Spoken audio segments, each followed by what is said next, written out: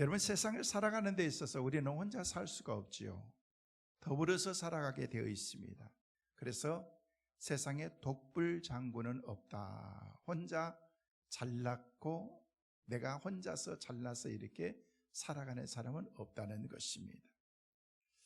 자기 혼자서 잘 된 것 같아도 알고 보면요, 누군가의 도움을 받아서 우리가 그렇게 오늘의 내가 있게 되어 있고, 부모님들을 통해서 또 부모님들의 헌신을 통해서 우리 자녀들이 성장하고 오늘의 내가 있고, 또 선생님들과 주위의 많은 분들의 도움을 통해서 내 자신이 스스로 조금씩 만들어져 가게 되어 있는 것입니다. 그래서 공동체라는 것은 굉장히 중요합니다. 교회에서도 그렇습니다. 혼자 일하려고 그러지 마세요. 그래서 더불어서 같이 하는 거예요. 같이 협력할 때, 더불어서 함께 일할 때 거기서 많은 그런 에너지가 모여지게 되고 거기서 시너지 효과를 우리가 거기서 거둘 수 있게 되는 것입니다. 여러분, 네팔에 가면은요, 세계에서 가장 높은 히말라야 그 산 에베레스트 산이 거기에 있습니다. 에베레스트 산은요, 전 세계에서 8,848.86m로 전 세계에서 가장 높은, 네팔 지역의 히말라야 지역에 전 세계에서 높은, 최고 높은 그런 산들이 한 30여 개가 거기에 다 모여 있습니다. 히말라야 산맥, 에베레스트 산. 그래서 그 산에 그는요, 항상 눈이 오고 눈이 녹지를 않습니다. 요즘에 자연재해로 인해서, 기후변화로 인해서 그쪽 지역에도 이렇게 막 눈이 녹아가면서 수십 년 또 수백 년 전에 이렇게 산사태로, 그리고 산을 오르다가 눈에 묻혀서 돌아가셨던 그런 그분들이 얼어있는 그 상태로 그대로 나와 있는 그런 모습들이 막 발견되기도 합니다. 그런데 그 세계에서 가장 높은 산을 올라갈 때 등반하는 사람들이 혼자서 올라가기라는 것은 거의 불가능하다는 것입니다. 누군가가 옆에서 도와주는 것입니다. 그래서 그 산의 정상에 올라가는 그런 사람들을 가리켜서 우리는 셀파다라고 그렇게 말하고 있습니다. 그냥 등반하는 사람들은요, 가벼운 복장으로 그냥 간편한 내 용구들을 가지고 있지만, 저 셀파들은요, 밑에서부터 그 사람들이 먹을 텐트들, 양식들, 장비들, 모든 것들을 어마어마한 그런 양의 그 무게를 감당하면서 그 사람들이 거기에 같이 올라가면서 그 등정을 돕는 사람들이 바로 셀파인 것입니다. 제가 오래전에 네팔에 가서 어떤 그런 그곳에 거하시는 분이 얘기를 하는데, 목사님도 에베레스트 산에 등정할 수 있어요? 그래서 나는 못할 것 같다는데, 아니요, 돈만 있으면 해요 그러더라고요. 무슨 소리냐고 했더니, 그 당시에 1억만 있으면 그 사람들이 뭐 업어서 가든 뭐 짊어지고 가든 정상에 갖다 놓는다는 거예요. 아, 그럴 수도 있구나. 그런데 일반 사람들은 그 정상에 훈련이 되어 있지 않으면요, 무려 8,848m, 1000여 m 가까운 그런 그 고도에, 너무너무 추운 눈보라치는 그런 그 고도에까지 올라가는 것 자체가 쉽지가 않습니다. 그 사람들이 짐을 져주고 길을 안내해주고 올라갈 때 밀어주고 붙잡아주고 마지막 정상에 갈 때도 그 사람들이 도움을 다 주는 거예요. 전 참 궁금했어요. 정상에 올라가가지고 막 그렇게 어마어마하게 막 눈보라가 치면서 그 가운데서도 거기 보면은요, 그냥 자국기들을 가지고 태극기를 가지면서 막 태극기를 흔들고 있으면은요, 바람이 부는 데서 거기서 사진 찍고, 그래서 아니, 혼자 올라갔으면 저 사진을 어떻게 찍었을까 궁금했는데, 다 셀파들이 다 찍어주는 거예요. 알아서 그 사람들이 다 찍어주고, 다 알아서 사진만 찍고 빨리 거기서 내려와야 되는 거죠. 여러분, 그 사람들이 모든 것들을, 길과 기후에 대해서 너무나도 잘 알고 있습니다. 모든 조건들을 그 사람들이 인도하는, 여러분, 그 사람들이 우리하고 다른 거예요. 그 사람들은 해발 4,000m, 5,000m 그 고지에서 사는 사람들이기 때문에 우리가 가지고 있는 심장하고 그들의 심장이 다르는 거예요. 그들의 체질이 다른 거예요. 우리는 추워서 너무 어쩔 줄 모르는데, 그 사람들은요, 보편적인 그런 날씨이기 때문에 추위에도 강하게 그 가운데에서 영향을 받지 않고서 그 가운데에서 우리가 정상에 같이 올라갈 수 있도록 그 사람들이 돕는다는 거예요. 그 사람이 뭐예요? 셀파라는 것입니다. 헬퍼로서 우리를 도와주는 거예요. 성도 여러분, 세상에서 우리가 살아가는 데 있어서 우리의 힘으로 살아갈 수가 없습니다. 내 힘만 가지고 살아갈 수가 없습니다. 많은 사람들이 제잘날 맛에 내가 오늘까지 이렇게 산 것은, 여러분, 그 살아가는 것은 모든 가정을 통해서, 태어나면서부터 부모를 통해서, 선생님을 통해서, 스승을 통해서, 많은 좋은 자들을 통해서, 실패한 많은 과정을 통해서 내가 만들어가는 거예요.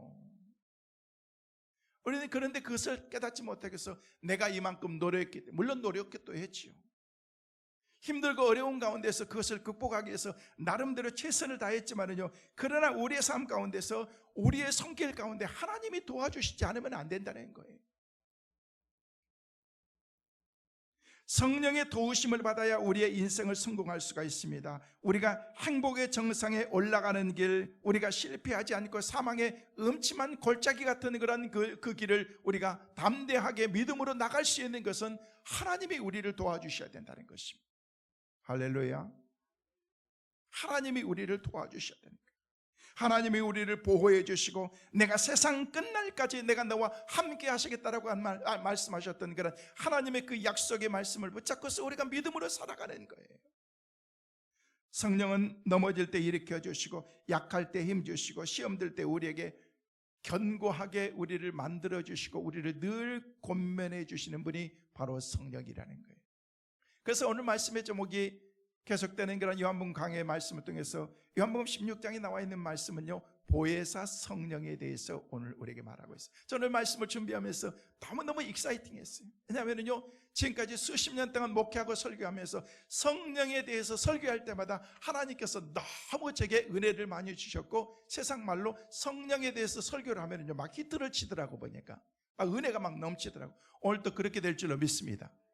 저는 막 기대가 되는 거예요. 성령님이 어떻게 역사하실까? 왜냐하면요, 성령이 우리를 도와주시고, 설교하는 데도 성령님이 도와주셔야 돼요. 내 힘으로 하는 게 아니고 성령님에 대해서 얘기하는데 누구보다도 성령님이 나를 막 도와주시는 거예요. 여러분, 목회하는, 설교하는 저에게도 성령님이 도와주셔야 됩니다. 여러분의 인생을 살아가는 여러분의 삶도 하나님이 도와주셔야 됩니다. 여러분의 가정, 기업, 삶, 자녀들, 내 삶에 엉켜져 있는 그런 모든 것은 다 하나님에게 달려있는 것입니다. 하나님의 도우시는 은혜가 여러분에게 있게 되시기를 주의 이름으로 축원합니다. 하나님이 우리를 도와주시는데 그분이 바로 보혜사 성령이다라고 그렇게 말하고 있는데, 우리말로 얘기하면요, 우리를 위로해 주시는 분, 우리를 보호해 주시는 분, 우리를 인도해 주시고, 우리가 힘이 없어서 기도하지 못할 때 우리를 위해서 간절히 기도해 주시는 중보자, 그분이 바로 보혜사 성령입니다. 성령은 슬프고 외롭고 답답하고 어려울 때 위로해 주시고, 어떤 그런 중요한 사건을 만날 때마다 그 사건을, 불행을 만날 때마다 그 불행을 해결해 줄 수 있고 도와주시는 분이, 우리를 헬퍼해 주시는, 마치 셀파 같은 그런 역할을 하시는 분이 성령님이라는 것입니다. 이 험한 세상 살아가는 동안 우리를 하나님께서 도우시는 그런 하나님의 은혜를 우리 가운데 주셨는데, 이게 바로 성령의 도우시는 은혜라는 것입니다. 그래서 성령님은 우리의 중보자이십니다. 우리의 중보자일 뿐만 아니라 우리가 잘할 때 우리에게 찾아와서 우리를 위로해 주시는 분입니다. 잘못할 때 우리를 충고해 주시기도 하고, 길을 잘못 갈 때 꿈에서라도 하나님께서 우리에게 환상을 통해서라도 우리를 보여주면서 너 그렇게 가면 안 된다, 하나님이 보여주시는 거예요. 모든 것은 하나님이 우리에게 함께 하시다는 것입니다. 그래서 성령님은 어머니의 손길 같은 그런 역할을 하시는 분이 바로 성령님인 것입니다. 사도 바울이 예수님을 만나고 난 다음에, 그가 뜨거운 하나님의 은혜를 체험하고 난 다음에, 주님을 위해서 내가 내 이 한 목숨을 내가 바치겠습니다라는 그런 뜨거운 열정을 가지면서 자기가 가지고 있던 마음은요, 아시아 전체를 복음화시켜야 되겠다라는 그런 생각을 갖는데, 가려고 준비하고 모든 것을 갖추었는데 하나님께서는요 막는 거예요. 가는 길이 계속해서 브라킹 되는 거예요.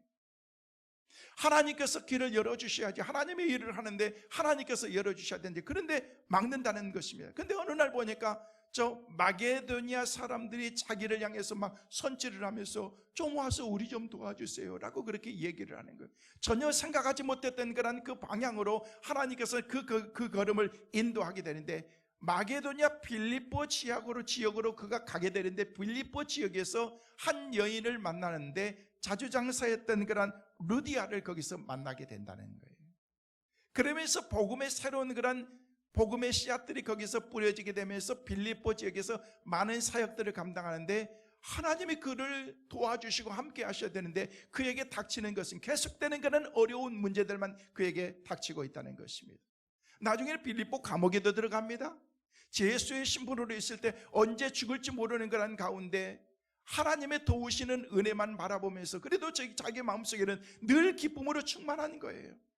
그래서 찬양하고 기도하는 가운데 갑자기 막 옥문이 열리면서 막 쇠사슬이 풀리고 하나님의 기적의 역사가 일어나는데 그 가운데서 그 간수장이었던 그런 그 사람이 구원받게 되는 그런 놀라운 은혜가 있게 됩니다. 그 사건을 통해서 하나님께서 세워주신 그런 아시아가 아닌 유럽 지역에 하나님께서 빌립보 교회를 세워주시게 되고 이 빌립보 교회가 초대교회의 새로운 역사를 써가는 그런 하나님의 은혜를 발견하게 된다는 것입니다. 내가 하려고 하는 것이 아니고 성령님께서 그 삶의 모든 것들을 이끌어 가시는 것입니다. 이처럼 하나님께서는 성령께서는요 우리를 가르쳐 주시고 우리를 인도해 주신다는 것입니다. 성령은요 내가 알지 못하게 계시면서 나를 도와주시는 거예요. 분명히 내가 아닌 것 같은데 나중에 보니까 가만히 생각해 보니까 하나님께서 나를 막 도와주시는 거예요. 나를 도와주셨던 거예요. 도우시는 거란 하나님의 은혜가 우리 가운데 있는데 내 안에 내주하시면서 나와 늘 함께 하시는 성령님이시라는 것입니다. 우리가 성경을 통해서 이것을 알게 되고 이것을 인정하게 될 때 그때부터 성령님에 대해서 민감한 그런 삶을 우리가 살아가게 되는데 그 성령님은 끊임없이 내 삶 가운데서 내 삶을 이루어 주시고 함께 해주시고 도우시는 분이라고 그렇게 말하고 있습니다. 그 성령님이 어디 계시느냐는 거예요.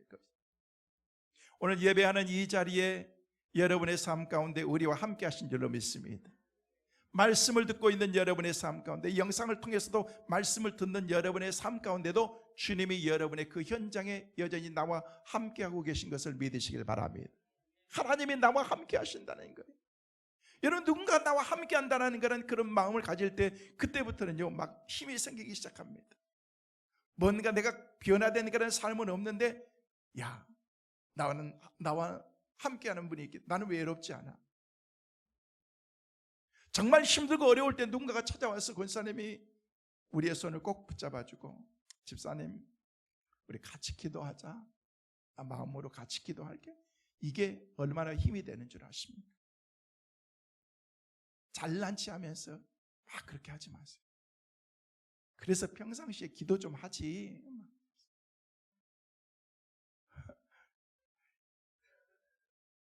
같이 마음을 같이 해주는 거예요. 권사님 우리 같이 기도하면 돼. 우리가 옆에서 같이 기도할게. 이게 바로 힘이라는 거예요. 성령님은요 우리 안에 계신지도 모르는데 성령님이 우리를 막 도우시는 거예요. 우리를 위로해 주시고 격려해 주시고 우리를 막 도닥거려 주면서 힘내라. 괜찮아. 그럴 수 있는 거지. 성령님께서 우리에게 그렇게 말씀하신다는 것입니다. 우리가 봤던 요한복음 14장 16절 17절 말씀에 보면요 구체적으로 우리에게 그렇게 말씀하고 있습니다. 우리 같이 한번 읽어보실까요? 같이 보십니다. 내가 아버지께 구하겠으니 그가 또 다른 보혜사를 너희에게 주사 영원토록 너희와 함께 있게 하리니 그는 진리의 영이라. 세상은 능히 그를 받지 못하나니 이는 그를 보지도 못하고 알지도 못함이라. 그러나 너희는 그를 아나니 그는 너희와 함께 거하시며 또 너희 속에 계시겠습니다. 여기 말씀 보니까 그는 너희와 함께. 그는 누구예요? 성령이라는 거예요. 홀리 스피릿. 성령님께서 너와 함께 거하시고 너희 속에 너와 같이 있을 거예요. 사랑하는 성도 여러분, 오늘 여러분이 말씀을 듣고서 이 자리를 떠나가서 한 주간 동안 계시다가 다음 주에 여러분이 이 자리에 오신다고 할지라도 여전히 성령님은 여러분과 함께 계신 줄로 믿으시길 바랍니다. 기도하세요. 기도하세요. 하나님, 성령님 이번 한 주간도 열심히 살아갈 때 성령님이 내 안에 계셔서 함께 하신다고 얘기했는데 난 믿습니다. 성령님이 도와주세요. 나는 성령님이 인도한 대로 갈 거예요 라고 하면서 하나님의 은혜 가운데 여러분이 들어가는 거예요. 들어가는 거예요. 그리고 인정해 드리는 거예요. 갈 때마다 성령님 같이 가세요. 성령님 오늘 출근하는데 같이 출근하세요. 퇴근하는데 성령님 같이 가시죠. 운전할 때도 성령님이 나와 함께 해주시고 어떤 분은요, 식탁에 앉을 때 식탁 한 자리를 마련했고 젓가락까지 다 넣은데요. 그래서 아무도 없는데 왜 넣냐? 여기는 성령님 자리라고 그렇게 하신대요.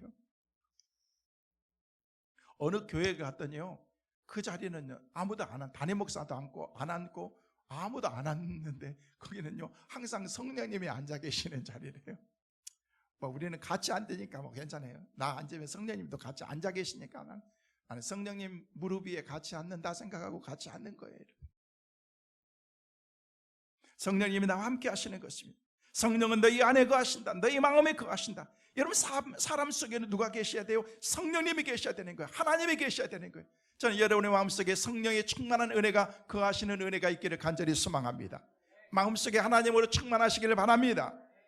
여러분, 사람은 마치 그릇과 같은 거예요. 그 그릇에 물을 담으면요, 그것은 물그릇이 되는 거예요.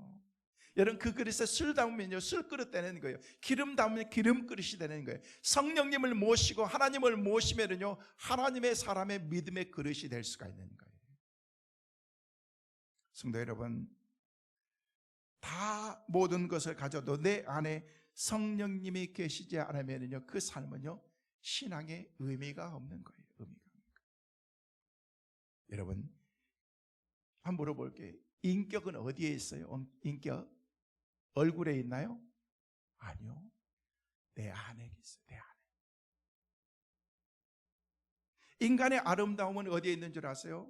뭐 아름답게 꾸미고 뭐 그냥 예쁘게 단장하고 화장하고 예쁘게 하고 뭐 머리 훅가시 올리고 막 이런 가지고 거기서 아름다운 게 아니에요. 내 안에 있는 거예요. 내 안에. 내 내면 세계가 아름다우면요, 여러분의 모습이 다 아름다운 거예요. 여러분 얼굴로 한번 볼까요? 너무 아름답죠. 옆 사람 얼굴 한번 보세요. 예뻐요? 안 예뻐요? 못 봐주겠어요? 이쁘잖아요. 그죠? 왠지 아세요?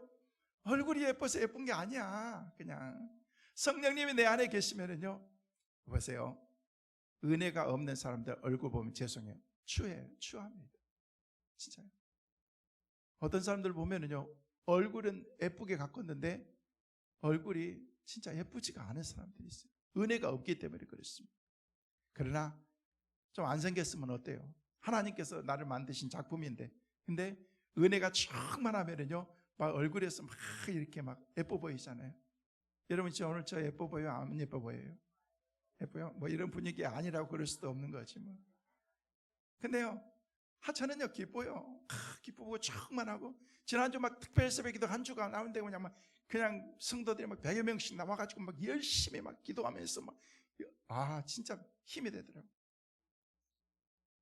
제가 그동안 맨날 바쁘고 그래가지고 여름 휴가를 못했어요. 작년에도 제가 휴가를 못하고 그냥 넘어갔거든요. 그래서 올해는 내가 꼭 해야 되겠다고 그러는데, 우리 사역자들 먼저 이렇게 다 하다 보니까 이제 특별 새벽 기도가 다 됐더라고요. 그랬어요. 잘 됐다. 이번 특별 새벽 끝나고 내일부터 내가 한 주간 휴가다! 하면서 내가 목사님들한테 얘기했어요. 나 다음 주 휴가라고 그랬더니, 그럼요, 다녀오셔요 라고 얘기했는데, 가만히 얘기하고 났는데요, 그냥 특별 새벽 기도 막 열정적으로 하면서 막 내가 더 은혜가 됐거든요. 목사님, 특별 새벽 기도 하느라고 너무 수고하셨는데 힘드시죠? 아니요, 저 힘 하나도 안 들어요. 날마다 새벽 기도, 특별 새벽 기도 했으면 좋겠어요. 근데 이렇게 막 열정적으로 막 덥게 해놨는데, 물론 제가 없어도 우리 부목사님들이 알아서 설교 다 하고 저보다 더 잘해요. 제가 다 알고 있어요. 그런데 내 가운데에서 훌쩍 나 어디 그냥 쉬러 간다고 휴가 안 했으니까 휴가 간다고, 이게 아닌 것 같다는 생각이 들었어요. 그래서 제 아내 그랬어요. 아무래도 휴가 간다고 얘기했는데 아닌 것 같은데.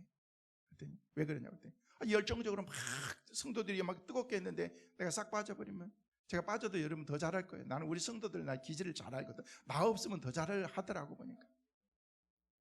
근데 막 내 마음속에 그런 마음이 드는 거예요. 내 안이 아름다우면은요, 성령으로 충만하면은요, 막 얼굴로 막 분위기로 막 나타나게 돼 있어요. 어떤 교회 가보면은요, 썰렁한 교회들이 있잖아요, 여러분. 성령이 전혀 계신 것 같지 않는 그런 느낌인 거야. 근데 어떤 교회 가면요, 포근하고 막 사랑이 넘치고 막 뭔가 막 뜨겁고 막 살아있는 것 같은, 움직이는 것 같은, 저는 우리 교회가 그런 교회가 된 줄로 믿습니다. 그렇게 되기를 바랍니다. 여러분이 그런 성도들 되시기를 간절히 소망합니다. 성령 충만해야 된다는 거예요. 성령 충만. 여러분, 성령 충만한 그런 믿음의 성도들의 삶과 성령과 무관하게 삶을 사는 사람들은요, 차원이 다르기 때문에 그렇다는 것입니다. 내 안에 계시는 그런 성령님이 계실 때 그 안에서 우리 가운데 무시로 역사하시면서 나를 도우시는 그런 분이 바로 성령 하나님이라는 것입니다. 그래서 성령이 내 안에 계셔야만 내 영혼이, 내 가정이, 내 가는 길이 잘 되게 되어 있습니다. 여러분 안에 보혜사 성령으로 충만하시기를 다시 한번 주의 이름으로 축원합니다. 그래서 오늘 주님께서는요, 오늘 1절 말씀에 우리에게 그렇게 말씀하고 있습니다. 함께 보시겠습니다. 같이 보시겠습니다. 1절 말씀. 내가 이것을 너희에게 이름은 너희로 실족하지 않게 하려 함이라. 여러분, 하나님께서 보혜사 성령님을 우리에게 보내주신 것은 우리로 하여금 실족하지 않게, 이 세상을 떠나면서 제자들이 세상에서 실족하지 않게 하기 위해서 우리 주님께서 보혜사 성령님을 우리에게 보내주신다라고 그렇게 말씀하고 있다는 것입니다. 우리 주님은요, 세상을 떠나면서 세상에 남아있는 그런 제자들이 실족하지 않도록 오늘을 살아가고 있는 말씀을 듣고 있는 저와 여러분들이 세상 가운데서 믿음으로 떨어지지 않냐고, 나락으로 떨어지지 않냐고 늘 성령 충만한 그런 삶을 살기를 원하신다는 거예요. 이분이 바로 성령님이라는 것입니다. 오늘 성도들에게 우리 주님이 주신 그런 최대의 약속은요, 가장 큰 선물은 바로 홀리 스피릿, 바로 보혜사 성령을 우리에게 보내주셨다는 거예요. 우리가 신앙생활할 때 성령님만큼 중요한 분은 없습니다. 예수님은 부활 승천하신 후에 제자들에게 보혜사 성령을 보내주시겠다라고 약속하시면서 성령이 오시는 것이 예수님께서 계속 우리와 함께 육신으로 모습으로 있는 것보다도 훨씬 더 유익하다라고 말하면서, 그래서 내가 떠나는 것이 너희들에게 훨씬 낫다라고 그렇게 말씀하고 계시는 거예요. 그토록 내 생명처럼 소중하게 여기면서 주님이 우리와 함께 하셔야 돼요, 우리는 주님과 더불어서 같이 갈 거예요 라고 그렇게 했던, 그런 고백했던 그런 많은 사람들이 어느 날 갑자기 십자가를 지신 그런 예수님을 보면서 십자가에서 허무하게 돌아가시고, 주님 말씀하셨지만 내가 사흘 만에 부활하시고 그리고 승천하시겠다고 얘기하셨지만 그 약속은 다 지켰지만은요, 허망한 그 마음은요, 이루 말할 수 없는 거예요. 근데 우리 주님께서 마지막으로 하신 말씀이, 내가 가지만 나보다도 훨씬 또 다른 그런 하나님이 오시는데 그분이 바로 성령님이다. 너희들은 기다려라. 여러분, 그들은요, 성령님에 대해서 모릅니다. 여러분, 성령님은 이미 다 계셨던 거예요. 지난주 말씀을 드렸던 것처럼 우리 하나님께서 우리 가운데 보내주신 그런 하나님의 은혜가 뭐냐면요, 우리 주님께서 주셨던 그런 그 은혜의 삶은요, 이미 창세전부터 우리에게 말씀하셨다는 것입니다. 그 주셨던 그런 하나님의 은혜를 통해서 우리에게 보여주시는 분이 바로 예수님이고, 예수 그리스도를 통해서 우리에게 또 다른 약속의 말씀을 주셨던 그런 또 다른 하나님이 바로 성령입니다라고 그렇게 우리에게 말씀하고 있는 것입니다. 그런데 우리는요, 그 하나님에 대해서 갑자기 예수님이 떠나가시고 나니까 허망한 그런 그 마음을 금할 길이 없습니다. 그래서 너희들은 기다리고 있어. 기다리면 또 다른 보혜사 성령님을 내가 가서 보내줄 거야 라고 그렇게 말하고 있는 것입니다. 그들은 막연하게 기다리고 있습니다. 기다렸던 그 장소가 바로 마가의 다락방이었던 것입니다. 하나님, 우리 너무 힘들어요. 말할 수 없이 외로워요. 우리는 누구를 의지해야 돼요? 라고 기다리라고 말씀했는데 언제까지인지도 모르겠어요 라고 그렇게 간절히 기도하는데, 기도하는 가운데 성령의 충만한 주님의 은혜가 그들 가운데 임하기 시작하는 것입니다. 성령 충만한 그런 은혜를 받고 났을 때 제자들이, 그리고 수많은 사도들이, 초대교회 모든 사람들이 변화의 놀라운 역사가 일어나고, 그때부터 나가서 복음을 전할 때 놀라운 그런 하나님의 역사들이 나타나기 시작했다는, 이게 바로 성령의 역사라는 것입니다. 우리 신앙생활 가운데, 교회 가운데, 우리 공동체 가운데 성령님이 계시지 않으면 아무런 의미가 없는 것입니다. 그래서 우리가 늘 성령 충만해야 된다는 것입니다. 그래서 성령님이 우리 가운데 오면은요, 보혜사 성령님께서 우리 가운데 강하게 역사하신데, 어떻게 우리 가운데 역사하시니, 저는 세 가지를 말씀을 드립니다. 첫째로, 보혜사 성령님께서 우리 가운데 오시면 그분은 우리와 함께 동거하시면서 우리 속에서 우리와 함께 더불어서 살아가시면서 우리를 떠나지 않는다는 것입니다. 언제까지? 영원히 떠나지 않습니다. 우리가 성령을 소멸하게 하시지만 않고 성령을 우리가 떠나서 살지만 않으면요, 성령님은 우리와 함께 하십니다. 여러분, 성도는 성령의 사람입니다. 성령님께서 성도들과 함께 하십니다. 구체적인 처소가 어디라고 말씀하고 있습니까? 그 속에 거한다라고 그렇게 말하고 있는데, 오늘 보면 7절은 우리에게 말하고 있습니다. 자, 7절 말씀 같이 한번 보십니다. 그러나 내가 너희에게 실상을 말하노니 내가 떠나가는 것이 너희에게 유익이라. 내가 떠나가지 아니하면 보혜사가 너희에게로 오시지 아니할 것이요 가면 내가 그를 너희에게로 보내리니. 자, 여기 말씀 오니까 내가 떠나가는 것이 너희들에게 훨씬 더 할 거야. 내가 그를 너희에게 보내리니 라고 그렇게 말하고 있습니다. 그분이 바로 어떤 분이었어요? 보혜사 성령님이라는 거예요. 여러분 알지 못하는 거예요. 여러분 예수님을 알았습니까? 지난주 왔던 히브리서 말씀해 보니까 히브리서 5장 6장에 보면은요, 창세기 말씀의 태초가 시작되면서 우리에게 보여주셨던 분이 바로 예수 그리스도 멜기세덱이었다는 것이에요. 그 멜기세덱은 영원한 대제사장이다라고 그렇게 말하면서 그들은 막연하게 그분이 뭔데, 하나님 계시면 되는 거지, 또 무슨 멜기세덱은 뭐고 영원한 제사장은 뭐고 하면서 그분이 메시아인 것처럼 그렇게 말하는데 도대체 이해가 되지 않았습니다. 그런데 우리 주님께서는 이 땅에 오셨습니다. 그러면 성령이 수면 위에 운행하시다. 벌써 창세 전부터 그렇게 계셨던 분이 바로 하나님이라는 거예요. 그래서 성부, 성자, 성령 하나님은요, 우리 가운데 태초부터 계셨고 지금도 계시고 앞으로도 영원히 같이 계실 분인데, 우리와 직접적으로 함께 계시면서 우리를 도우셨던 분이 성자 예수님이셨고, 예수님이 십자가 되고 부활 승천하시면서 또 다른 보혜사 성령 하나님을 우리에게 보내주셨다. 그 성령 하나님께서 우리를 도우시고 날마다 우리를 인도하신다는 것입니다. 그래서 성령이 우리 안에 계실 때 우리는 그것을 가리켜서 성전이다라고, 성령이 계시는 전이다라고 말하고 있습니다. 우리의 몸을 성전이라고, 또 교회를 가리켜서 우리는 성전이라고 그렇게 말하지만은요, 작게는요, 우리의 마음 전체가, 우리가 주님을 모시고 살아가는 성도들 여러분이 성전인 거예요. 따라하겠습니다. 내가 성전이다. 내가 성민교회다. 믿으시면 크게 아멘. 내가 성민교회라는 거예요. 성전이라는 거예요. 성전. 하나님이 나를 그렇게 세워주셨다는 거예요.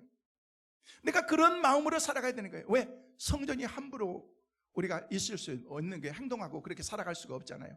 하나님의 성전인데 내가 더럽혀지면 하나님의 성전이 더럽혀지는 건데, 내 입술이 더러우면요 하나님의 성전이 더럽혀지는 건데, 내 행동이 더러워지면요 하나님의 성전이 더러워지는 건데, 그래서 늘 우리가 성령님께 민감하게 그렇게 삶을 살아가야 돼. 그래서 사도 바울은 고린도전서 3장 16절 말씀해 보니까 우리에게 구체적으로 그렇게 말하고 있습니다. 함께 보시겠습니다.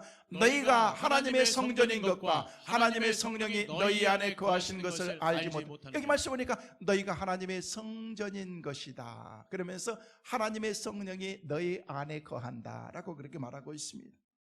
이렇듯 성도들에게 성령이 찾아오시면요, 그 속에 함께 거하시는 그 일이, 여러분 성령은 신약시대에 우리에게 오셨던 그런 우리 가운데 또 다른 보내주신 영이지만요, 이미 창세전부터 계셨던, 오래 구약시대부터 있었던, 여러분 구약의 성경의 말씀을 보면 성령이 얼마나 많습니까? 특별히 에스겔 36장 37장에 보면요, 우리가 잘 아는 여러분 아골 골짜기에, 그 메마른 그런 그 골짜기, 에스겔 골짜기에 뼈들이 이렇게 나오는 것을 볼 수가 있습니다.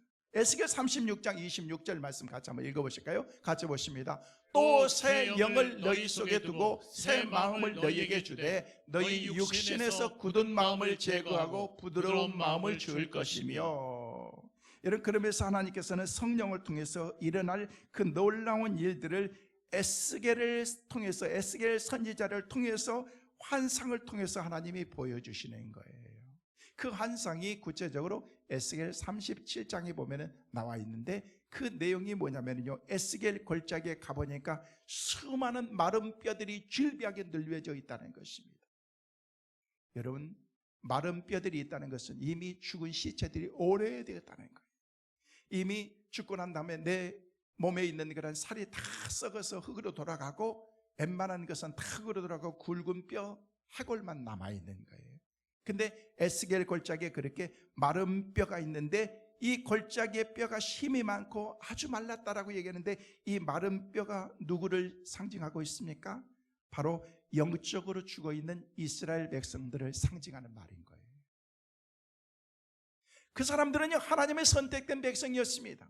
누구보다도 선민의식이 강했던 그런 하나님의 사람들이었는데, 그들이 영적으로 타락하고 하나님 앞에서 죽어버린 그런 믿음과 신앙을 가지고 있었던 그런 그 사람들을 에스겔 선지자가 선지서를 통해서 우리에게 보여주고 있는 그런 메시지라는 것입니다. 근데 우리 주님께서는 뼈들에게 명하시기를 뭐라고 명했습니까? 에스겔 37장 5절 말씀에 보면요, 이렇게 말씀하고 있어요. 자, 말씀을 보시겠습니다. 같이 읽습니다. 주 여호와께서 이 뼈들에게 이같이 말씀하시기를 내가 생기를 너희에게 들어가게 하리니 너희가 살아나리라. 할렐루야.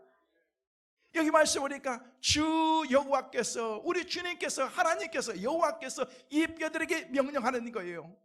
이 뼈들에게 말씀하시기를 내가 생기를 하면서 불어주는데, 그 생기를 불어주는 그런 그 순간 그 가운데서 그 생기가 거기에 들어가면서 살아나게 된다는 것입니다. 오늘 말씀을 듣는 여러분의 삶 가운데 살아나는 은혜가 있기를 간절히 소망합니다. 내 삶이 살아나고, 육체가 살아가고, 기능이 살아가고, 정신적으로 살아나고, 살아나야 되는. 여러분, 연세가 들어가면은요 금방금방 깜박깜박 잊어버리잖아요. 아까 일부 예배 끝나고 났는데 우리 집사람이 막 오더니 여보 핸드폰 어디 있어? 왜 지 핸드폰을 나한테 물어봐? 내가 당신 핸드폰을 어떻게 하냐고 그랬더니 좀 눌러봐. 그래서 눌러봤는데도 없어. 그랬더니 아까 누구 했는데 누구한테 거기다가 전화하면서 거기다 막 전화하고 막 하더니 막 또 눌러보지. 없는 거죠. 어디 있다? 분명히 가져온 걸 알았대. 가졌는데 없대요. 그래서 나중에 보니까 제 사무실 냉장고 속에 있어요. 심각해요. 전에도 우리 집에 냉장고, 그래서 핸드폰을 내봤더니 핸드폰이 아주 시원해. 한참 됐어. 날씨가 더우니까. 그래서 그래서 날씨 더우니까 핸드폰도 좀 시원하게 있어야지 여보, 그지? 그랬더니만 시국고 그냥 핸드폰 들고 나가더라고요. 아주 심각해요. 남의 일이 아닌 것 같아 보니까. 나는 참 궁금해. 핸드폰이 왜 냉장고 속에 들어가 있을까? 나는 일베 끝나고 난다 한참 웃으면서 희한하다. 어떻게 핸드폰이 냉장고 속에 들어가 있을까? 다른 데다 어디다 놓고 왔다든지 예배드리면서 뭐 했다든지 그건 부엌에 놨다든지. 내가 그랬어요. 부엌에나 어디 가보 예배 드렸던 예배 드리는 장소도 가보고 다 가봤대. 벌써 막 왔다 갔다 하는데 없대. 분명히 가져온 거 자기가 아는데 없대. 여러분, 나이가 들어가시면 깜빡하고 그렇습니다. 하나님께서 생각나게 만들어 주셔야 되는 거예요. 하나님께서 우리 가운데 맑은 정신도 주고 건강도 주시고 잊어버리지 않도록 연세 드신 분들은요 하나님께 기도하세요. 그래서 그냥 콩이라도 세세요. 할 일 없으면은. 지난번에 우리 장모님 댁에 갔더니 권사님한테 이렇게 그래서 신방을 갔더니요 그냥 상을 이렇게 펴놓고 그냥 콩하고 막 이 콩 저 콩 해가지고 다 해놨더라고요. 그래서 이게 뭐예요? 그랬더니 어머니 심심할까봐 콩새라고 이렇게 놔뒀대. 여러분, 콩 안 새도 성경만 잘 읽어도 여러분 치매 안 걸리고 맑은 정신 가질 수 있으니까 우리 맑은 정신 건강하게 살다가 하나님 앞에 가자고요. 예? 정신 없어가지고 나중에 맨날 막 벽에다 그림이나 그리고 그러면은 저 한 번, 두 번 신방 가진다. 그 외에는 안 갈 거야. 냄새 나가지고 나 안 갈 거야. 그러니까 여러분이 스스로 알아서 관리 잘 하시고 건강하게 행복하게 성령 충만하게 살아가는 은혜가 있기를 간절히 소망합니다. 하나님께서 생기를 넣어주시니까 그냥 그 골짜기에서 마른 뼈들이 살아나는 그런 에스겔 골짜기에서 그냥 그 골짜기에서 막 뼈들이 살아나는 그런 은혜가 있게 된다는 거죠. 이 얘기는 뭐예요?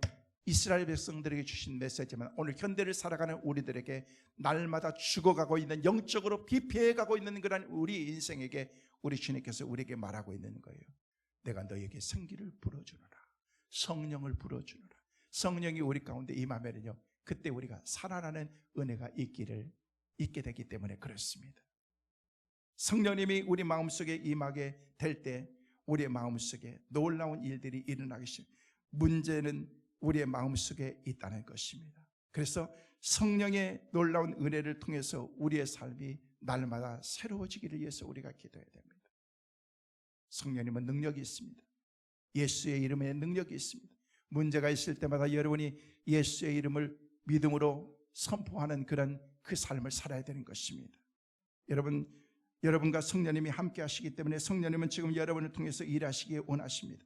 옛사람의 욕심이 일어나고 못된 습관이 일어나고 죄성이 발동하고 그렇게 우리 삶 가운데서 세속적인 것들을 아직도 끊지 못하고 살아갈 때 여러분이 예수의 이름으로 선포하는 거예요. 이 시간 내가 나사렛 예수 그리스도의 이름으로 명하노니 못된 죄는 떠나갈지어다.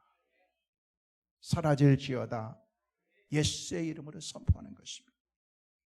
그때 여러분들이 끊지 못했던 것들을 끊고 버리지 못했던 것들을 버리게 되고 결단하지 못했던 것들을 결단하는 그런 삶을 살아가게 되는 것입니다. 그때 여러분의 마음에 성령이 강하게 역사하시는 그런 은혜를 경험하게 될 것입니다. 새 사람이 되게 되는 것입니다. 성령님과 늘 동행하면서 살아가는 우리 성민의 가족들 다 되시기를 주의 이름으로 축원합니다. 두 번째로, 보혜사 성령님이 우리 가운데 오시면 세상에서 성도들을 성령님이 우리 가운데 어떻게 하시는 거예요? 도와주시는 거예요. 헬퍼해 주시는데 하나님께서 우리를 도와주신다는 거예요. 도와주셔야 되는 거예요.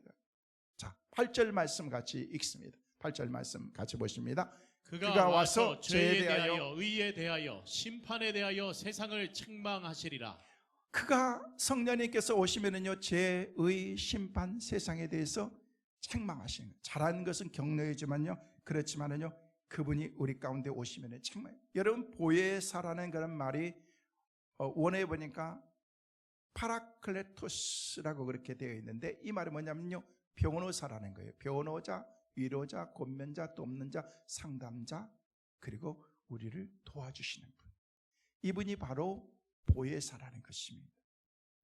그래서 여기에 대해서 해석가들은요, 우리를 변호해 주시고, 우리가 정말 힘들고 어려운 가운데 있을 때 변호사가 우리를 위해서 싸워주는 것처럼 변호해 주시고, 우리가 외롭고 혼자 있을 때 하나님께서 우리 가운데 찾아오셔서 우리를 위로해 주시고 우리를 상담해 주시고. 그래서 절대 우리가 혼자라는 생각, 목사님 나는 교회 와도 외로운 것 같아요.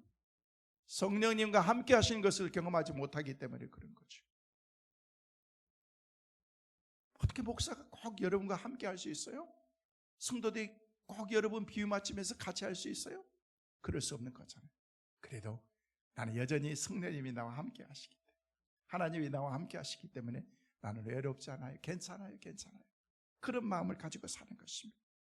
우리 예수님께서는 요한복음 15장 18절 말씀에 우리에게 뭐라고 말씀하셨습니까? 같이 보십니다. 세상이 너희를 미워하면 너희보다 먼저 나를 미워하는 줄 알라.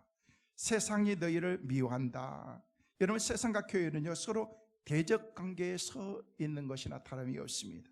세상이 그리스도인들을 미워하는 이유가 뭔지 아십니까? 그것이 바로 주님 때문에 그러는 거예요. 주님께서, 성령님께서 우리 가운데 오셔서 뭐 하는 거예요? 지적하는 거예요. 너 이거 틀렸잖아. 심판에 대해서, 죄에 대해서, 의에 대해서, 세상에 대해서 여러 가지 이야기를 하는 거예요. 지금까지는 사람들은요, 그거 얘기도 하지 않고 보이지도 않아요. 그런데 성령님이 우리 가운데 딱 오기 시작하면요, 우리의 내면에서까지 10년까지 다 보이기 시작하는 거예요. 그러면서 내가 살았던 그런 삶이 부끄럽고, 그러니까 내 스스로 이렇게 위축되고 그렇게 살아가는 거예요. 왜? 우리는 영적으로 예수님과 DNA가 같지만 세상 사람들은 영적으로 DNA가 완전히 다른 거예요. 그렇기 때문에 대립하는 거예요. 그래서 예수님은 십자가에 못 박는 그 자리까지 나가게 된 거 아니겠습니까? 우리가 어떻게 하면 주님의 예수 그리스도의 사람으로, 주님의 사람으로 우리가 믿음으로 우리가 살아갈 수 있을까? 항상 거기에 초점과 관심을 우리가 가져야 된다는 것입니다. 근데 세상은 어쩔 수 없습니다. 근데 하나님께서는 우리에게 말씀하시기를, 내가 이 땅에 온 것은 세상을 합평을 지으러 온 것이 아니고 합평이 아니라 검이다 라고 그렇게 말해요. 검이 뭐예요? 수술하고 자르고 칼로 베는 거예요. 여러분, 우리가 잘못할 때는요, 성령님께서 강하게 우리의 삶 가운데서 도려내기도 하시고, 우리에게 늘 우리를 기쁘고 편안하게 합평하고 그런 삶을 위해서 우리 주님께서 오신 것이 아니라는 것입니다. 성령께서는 책망도 하시는 거죠. 그래서 예수님께서 사람들에게 죄를 알게 해주셨기 때문에 결국 예수님께서는 핍박을 받게 된 거예요. 그러나 성령님께서 우리가 하나님 앞에서 의롭게 설 수 있는 그 길을 알고 계신다는 것입니다. 그리고 그것을 우리에게 깨닫게 만들어 주신 것입니다. 성경은 뭐라고 말씀하고 있습니까? 10절 말씀에 우리에게 그렇게 말하고 있습니다. 자, 10절 말씀 같이 보십니다. 의에 대하여라 함은 내가 아버지께로 가니 너희가 다시 나를 보지 못하며. 여러분, 부활 승천하에서 지금 하나님 보좌 우편에 계신 예수님의 손을 붙잡고 하나님 앞에 서는 것입니다. 예수님의 손을 붙잡을 때 죄인인 우리도 하나님 앞에서 떳떳이 설 수 있다는, 바로 이것은 오직 성령님만이 알게 해주시고 믿게 해주시고 깨닫게 해주신다는 거예요. 그리고 예수님이 증거되는 것은 심판이 증거되는 것입니다. 여러분, 우리 중에 여러분 미래에 대해서 늘 준비하면서 살아야 되는데 미래에 대해서 모르잖아요. 우리는 내일 일을 몰라요. 내일이 뭐예요? 5분 뒤에 일을 우리가 알 수 있으면 참 좋네요. 아니요, 한 1분 뒤에만 뭔 일이 일어날 걸 우리가 알았으면 참 좋겠어요. 그러면은요, 사고도 절대 안 날 거예요. 1분 뒤에 나면요 거기 피해 가면 되는 거예요. 그렇잖아요. 어려운 일들 당할 것 같으면요 거기서 빠지면 되는 거예요. 여러분 병에 걸릴 것 같으면요 빨리 그 가운데에서 5분 전에 1분 전에 빨리 내가 대처하면 되는 거예요. 그런데 우리는 모른다는 거예요. 미래에 대해서 모르기 때문에 그냥 무방비 상태로 당하는 거예요. 근데 성령님께서는요 우리의 미래까지, 우리의 내세까지도 앞으로도 다 알게 해주시는 분이 바로 성령님이라는 것입니다. 역사의 마지막에 되어질 그런 모든 일들에 대해서도 성령님께서 다 우리에게 알고면서 너희는 깨어서 기도하면서 기다리면서 믿음의 생활을 해라. 이것이 바로 하나님의 말씀을 통해서. 자, 11절 말씀 보십시오. 우리 예수님께서는 우리에게 그렇게 말씀하십니다. 같이 보십니다. 심판에 대하여라 함은 이 세상 임금이 심판을 받았습니다. 이미 다 받은 거예요. 다 받은 거예요. 이미 사탄은 예수님께서 십자가에 달리실 때 그 죄가 적나라하게 드러나고 예수님께서 부활하셨을 때 완전히 심판을 받았다는 것입니다. 그래서 이제는 하나님의 최종 심판 때가 다가옴을 느끼면서 최후의 발악을 우리가 하고 있는데, 심판에 있을 것을 아는 그런 그 삶이 얼마나 중요한 것을 히브리서 9장 27절을 우리에게 그렇게 말씀하고 있습니다. 자, 한 번 죽는 것은 시작. 한 번 죽는 것은 사람에게 정한 것이요 그 후에는 심판이 있으리니. 여러분, 우리 인간들은 다 갖게 되어 있습니다.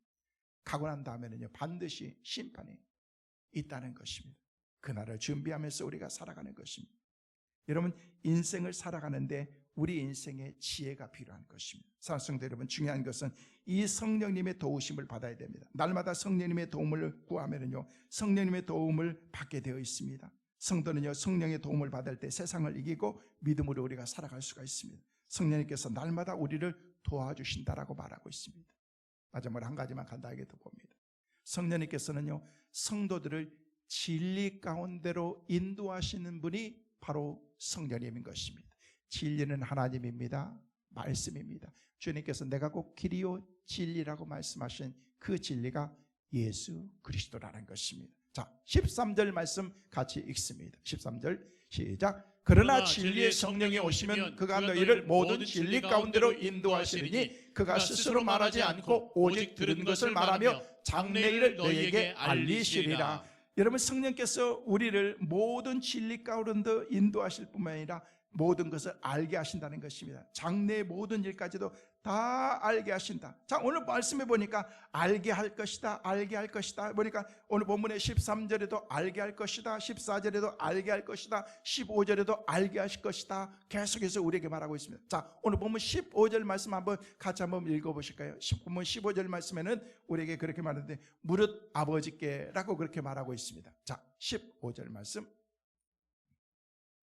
자, 그냥 제가 볼게요.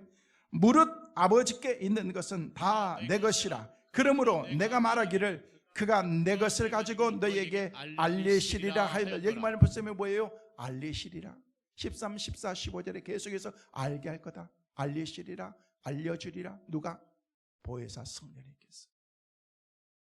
성도가 성령님의 인도를 받을 때 하나님의 지혜를 우리가 알 수 있다는 것입니다.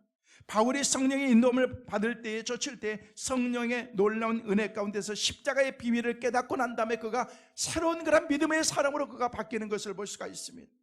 하나님의 지혜, 하나님의 능력인 십자가의 비밀을 그 가운데서 알게 되었다는 것입니다. 그래서 바울은 성령의 인도하심을 통해서 종말을 알게 되었던 것입니다. 그것을 알고 났을 때 자기 삶 가운데서 내 삶에 소중한 것은 아무것도 없다, 주님 외에는 없다, 나머지 모든 것은 내가 다 배설물처럼 여기겠다라고 그렇게 고백했던 것이 바로 사도 바울이라는 것입니다. 사울 때는 몰랐어요. 그가 주님을 만나고 난 다음에, 성령 체험하고 난 다음에 그가 그 하나님의 은혜를 경험하게 되었다는 거예요. 그래서 성경은 우리에게 미혹해 되지 않도록 늘 조심해라. 세상 유혹에 빠지지 않도록, 세상 것들을 너무 추구하지 말라, 주님을 바라보라, 그 얘기인 것입니다. 성도의 말씀을 맺습니다. 우리 주님은 더 이상 세상에서 우리가 실족하게 살기를 원하시지 않습니다. 우리가 성령으로 살아야 실족하지 않습니다. 오직 성령님이 나와 함께 하시고 성령님이 나와 동행하실 때 그 가운데서 성령님과 더불어서 우리가 믿음으로 살아갈 수가 있는 것입니다. 그리고 우리를 도우시는 성령의 인도하심을 우리가 받아야 그 가운데서 진리의 교사이신 성령의 지도를 받고 우리의 인생을 바로 살아갈 수가 있는 것입니다. 성령의 역사하는 성도는요 실망과 핍박 가운데서, 세상 가운데서도 담대하게 주님을 바라보면서 믿음으로 살아갈 수가 있는 것입니다. 성도 여러분, 이번 한 주간을 살아가면서도 성령님을 모시고 살아갈 수 있기를 바랍니다. 성령의 도우시는 은혜가 여러분과 함께 하실 것입니다. 성령님을 민감하게 여러분의 삶 가운데 모시면서 성령님이 인도하신 대로, 지시한 대로 우리의 삶이 성령 충만하게 살아갈 수 있는 복된 한 주간 저와 여러분의 삶이 꼭 되시기를 주의 이름으로 축원합니다.